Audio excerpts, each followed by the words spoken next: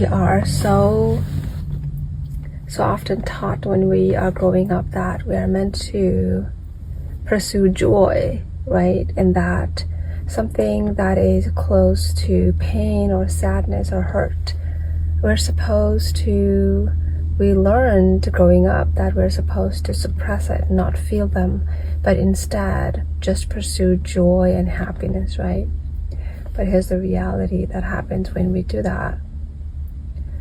We learn that we're meant to suppress these negative emotions.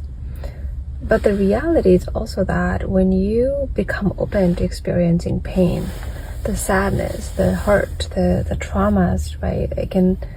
When we remain open to feeling those emotions is when your joy on the other end actually amplifies.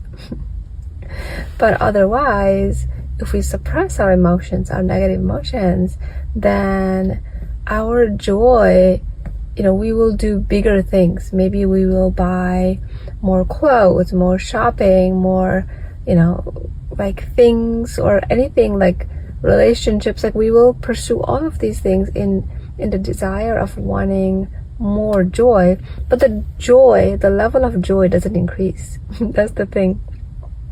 The level of joy doesn't increase. But the only way we can actually learn how to have more joy in life is when we are open to feeling the sadness and hurt of life. Because at the end of the day, it's all about respecting the human experience where we're meant to feel all of these emotions. Sometimes, many times a day, in the same day, you can experience joy. You can also experience hurt and sadness at the same time, and at the same day, or the same week. And so when we remain open to experiencing the pain, is when we experience the joy even more.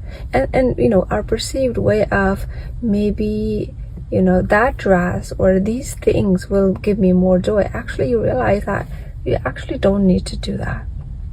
And that is when we start really enjoying and finding joy in little things in our life.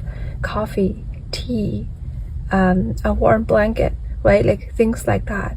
It's because when we are open to feeling negative emotion, that's when you can actually find joy in other things in life, like simple everyday things in life that you didn't find joy in before. It's the recalibration of your nervous system. You're teaching your nervous system that it is safe. It is safe to feel the pain. Because on the other end of it, when you do that, you get to experience the joy. Even higher level of joy. And not even needing the bigger things we think that we need. It's the simple joys that you're able to experience.